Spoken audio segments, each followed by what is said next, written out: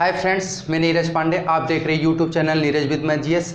आज मैं चर्चा करने वाला हूं आपका फेवरेट सब्जेक्ट हिंदी का क्लास 10th का मॉडल पेपर कैसे आएगा, उसके कुछ प्रश्नों का समावेश मैं यहाँ पे करके आया हूँ। जो ऑब्जेक्टिव टाइप के 20 क्वेश्चन होते हैं उनको मैं यहाँ लेके आया हूँ, उनको आप देखेंगे। और बच्चों, ये मेरा यकीन है कि अगर आप इन प्रश्नों को कर लेते हैं तो आप इसी तरीके से प्रश्न आएंगे। ये भी श्योर है कि इनमें से भी कुछ आपको क्वेश्चन देखने को मिलेंगे। सिर्फ मैं क्वेश्चन आंसर नहीं कराऊंगा, बल्कि उसमें जैसे और सारी कहानियाँ हैं, और सारे पत्र पत्रिकाएं हैं, या और सारे जैसे मान लीजिए रचनाएं हैं, उनके भी कौन लेखक हैं, कौन कवि हैं, वो भी मैं बताता चलूंगा, जिससे कि एक साथ में ही आपका ढेर सारा काम हो जाए।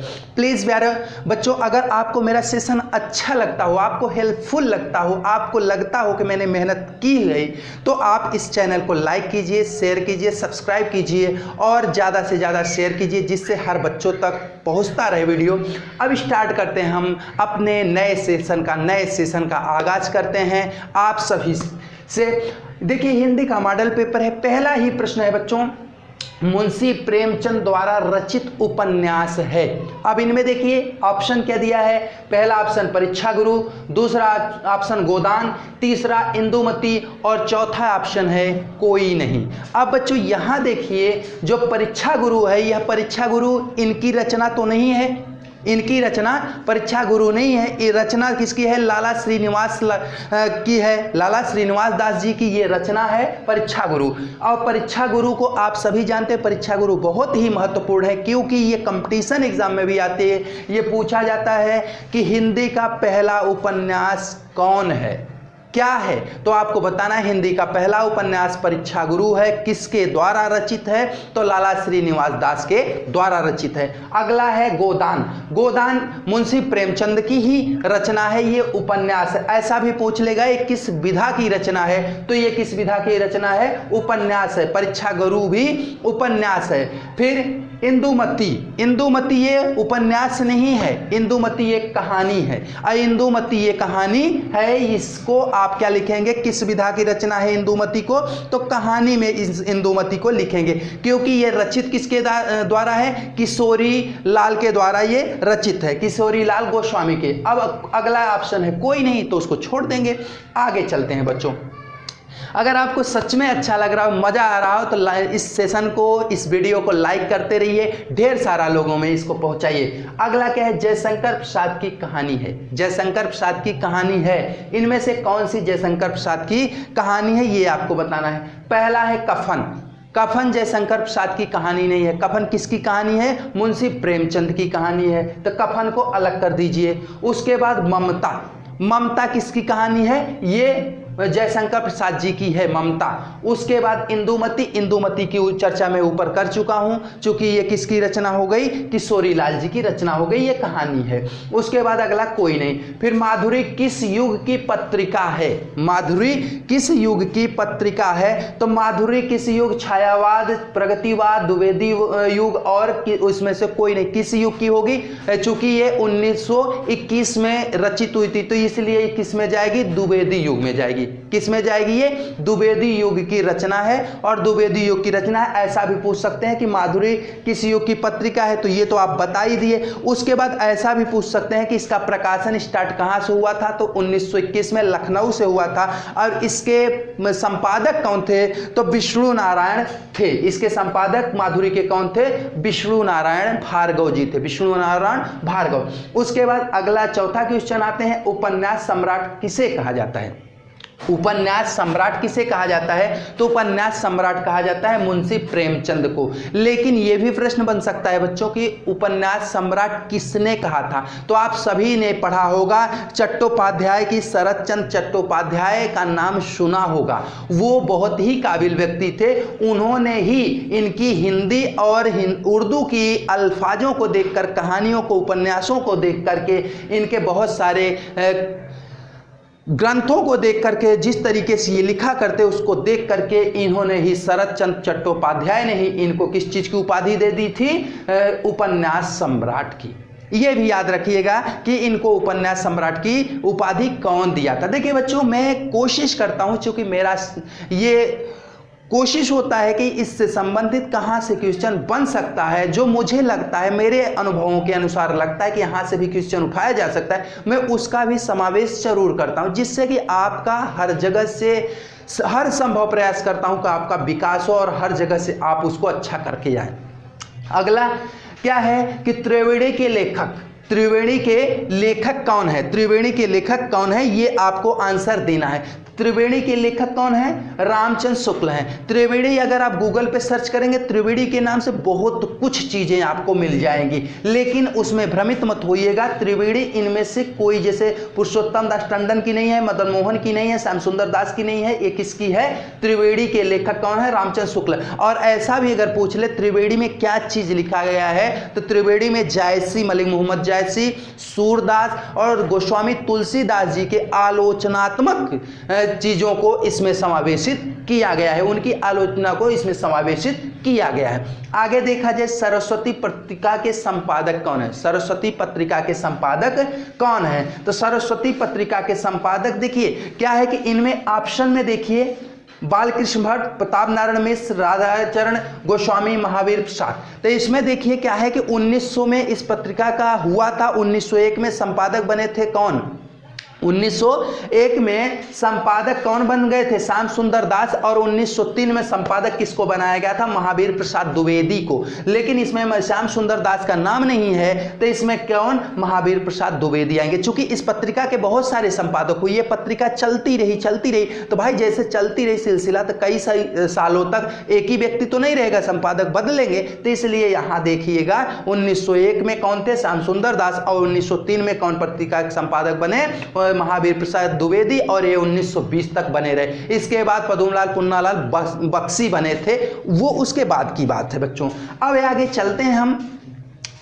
हिंदी भाषा एवं साहित्य के लेखक, हिंदी भाषा एवं साहित्य के लेखक कौन है? हिंदी भाषा एवं साहित्य के लेखक कौन है? तो इनमें देखिए, हिंदी भाषा एवं साहित्य के लेखक रामचंद्र शुक्ल नहीं है, महावीर प्रसाद द्विवेदी नहीं है, बालकृष्ण भट्ट नहीं है, श्याम सुंदर दास जी। ये श्याम सुंदर दास जी क्या हैं? हिंदी भाषा एवं साहित्य के लेखक हैं। इस ग्रंथ के ये क्या है? लेखक है। अगला प्रश्न आपका आता है, हे खग हे मृग मधुकर, हे खग मृग हे मधुकर श्रेणी, तुम देखी सीता मृग नयनी। क्या कर रहे हैं? भगवान रामचंद्र जी जब सीता जी माँ भगवती जगदम्बा का हरण हो गया था रावण के द्वारा, तो वो जंगल में भटक रहे थे अपने भाई के साथ। और वहां क्या है? हे खग मतलब पक्षियों से, हे मृग मृगों से, और हे मधुकर श्रेणी भौरों से पूछ रहे थे, क्या तुमने देखी? क्या मधुकर श्रेणी तुम देखी सीता मृग नयनी? हे मधुकर, क्या आपने मेरे मृग नयनी सीता को देखा है? ऐसा वो क्या कर रहे थे?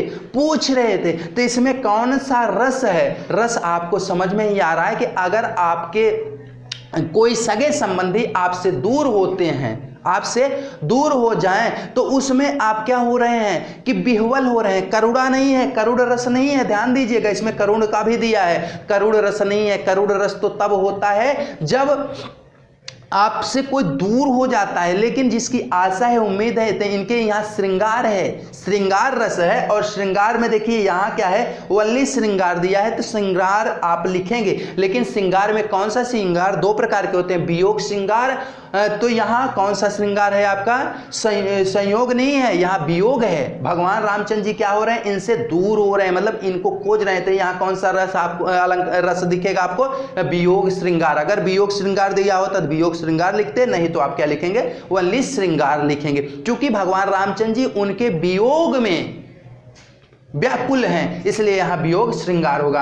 अगला क्या है? बंदो गुरुपद, बंदो गुरुपद पदुम परागा, सुरुच सुवास सरस अनुरागा, सुरुच सुवास सरस अनुरागा। इसमें कह रहे हैं कि यह क्या है? चौपाई है, दोहा है, सोरठा है, कुंडलिया है, क्या है ये बताना है आपको।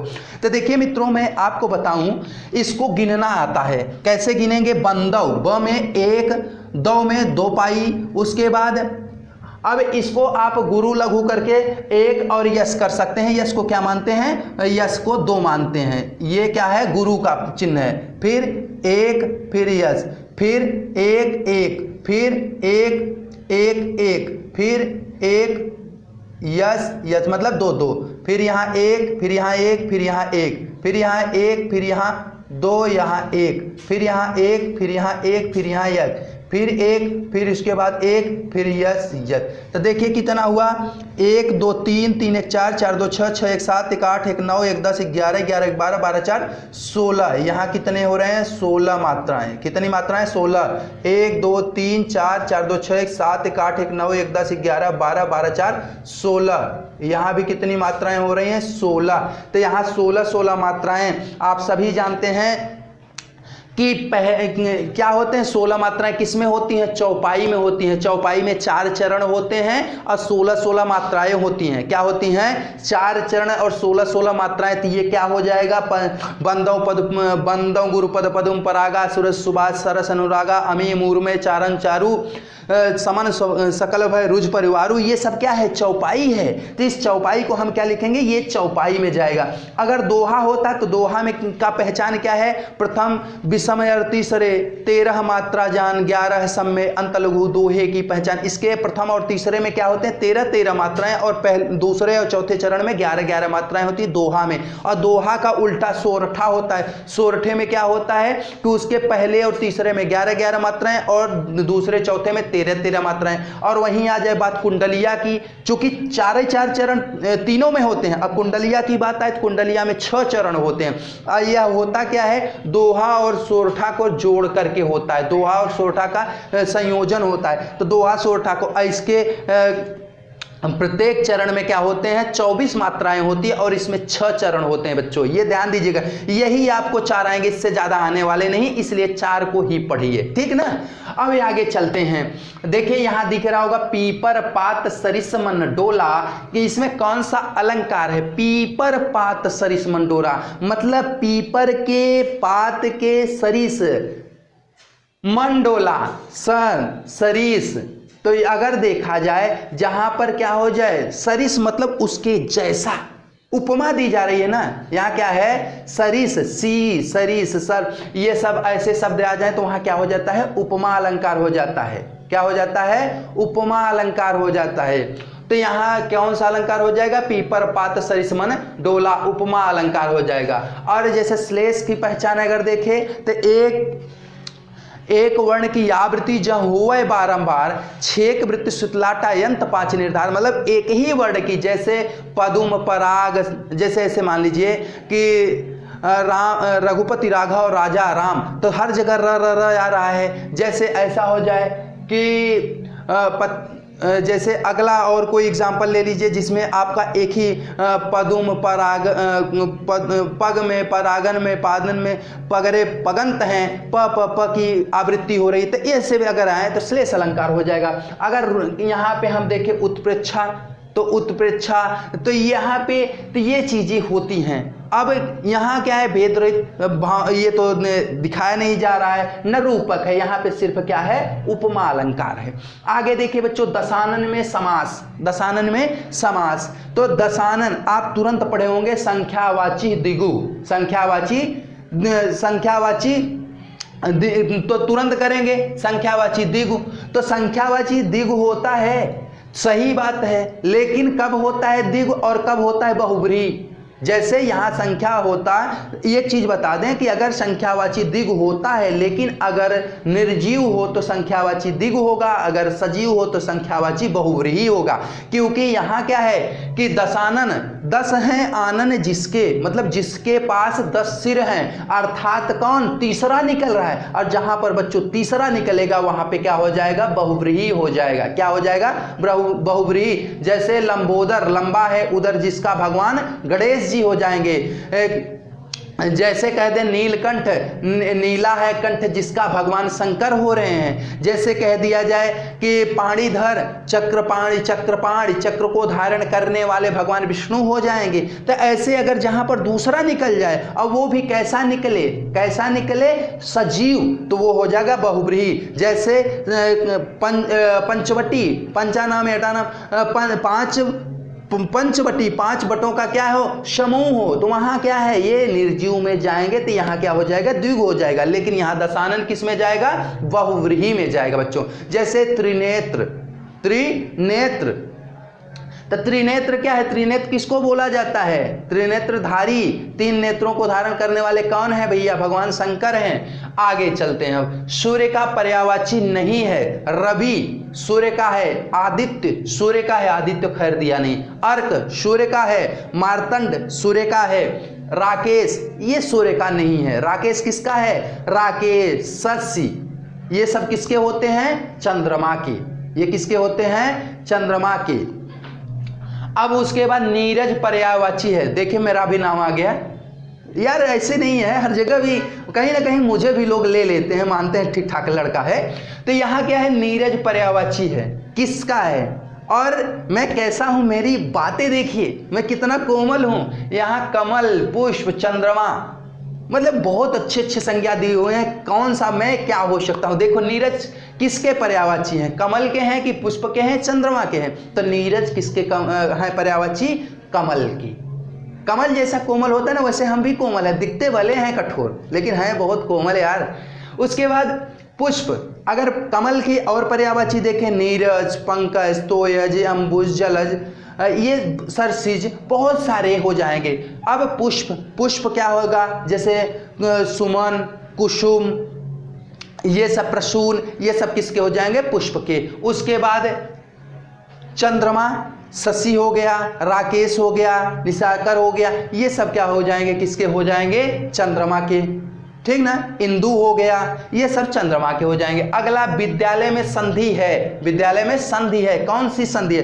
विद्यालय की अगर संधि विच्छेद हम करें तो विद्यालय का संधि विच्छेद क्या हो जाएगा? विद्याधन आलय, विद्याधन आलय। तो विद्याधन आलय, आ और आ मिलकर के क्या हो जाता है? बड़ा अ और आ मिलकर के बड़ा अ और आ मिलकर के आ मिलकर आ प्लस आ मिलकर के आ, तो यहाँ क्या हो जाएगा? विद्यालय। तो कौन सी संधि हो जाएगी आपकी? दीर्घ संधि, विद्याधन आलय, विद्यालय। उसके बाद इत्यादि में संधि विग्रह कीजिए। तो इत्यादि का संधि विग्रह अगर करने को कह रहा है तो इति धन आदि, इति धन आदि। अब इति धन आदि को देखें तो ये क्या हो जाएगा? इति धन आदि, और त और ई और आ मिलकर के क्या हो जाएंगे? ई और या मिलकर के य हो जाएंगे। क्या हो जाएंगे? ई और या। देखिए ई इत्यादि, और त क्या हो जाता है? आधा हो जाता है, तो त आधा हो गया, और यहाँ ई और आ मिलकर के या हो गया। क्या हो गया? आ और दी, इत्यादि। क्या हुआ? देखिए ई धन आ, ई धन आ बराबर य होगा, या कर दीजिए। ई धन आ बराबर क्या हो गया? या। तो और त जो पहला वर्ड रहता है वह क्या हो जाता है? आधा, इसलिए इत्यादि। क्या हो गया? इत्यादि। और इसमें कौन सा संधि है? यण संधि है। कौन सी संधि है बच्चों? यण संधि है। मेरे प्यारे बच्चों आगे चलते हैं। रामेन किस विभक्ति व वचन का रूप है? अब देखिए, मतलब आपको रूप भी याद करने होंगे। तो रामः रामौ रामः, रामम रामौ रामन, रामेन रामा, रामेन। तो रामेन आ गया है आपका। रामेन किस में आया? रामः रामौ रामः, रामम रामौ रामन, रामेन मतलब क्या है? ये क्या किस में आ रहा है? ये आ रहा है तृतीय में। किस में आ रहा है? कि इस किस विभक्ति व वचन का रूप है? तो किस विभक्ति का है? तृतीय विभक्ति का। वचन पूछ रहा है, तो वचन अब किस ये प्रथम वचन का है। तो यहां क्या आ रहा है? रामेन किस विभक्ति। कितनी विभक्तियां होती हैं आप सभी जानते हैं कि प्रथम विभक्ति, द्वितीय, तृतीय ऐसे करते चलते हैं, 7 हो रही हैं। तो इसमें किस विभक्ति किस वचन का रूप है? तो ये एक वचन हुआ। प्रथम वचन मतलब एक वचन, एक वचन का है।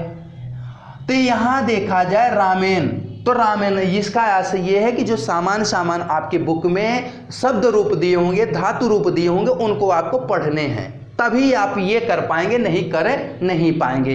तो यह क्या हो जाएगा? तृतीया विभक्ति एक वचन। क्या होगा उत्तर इसका? तृतीया विभक्ति एक वचन उत्तर आएगा।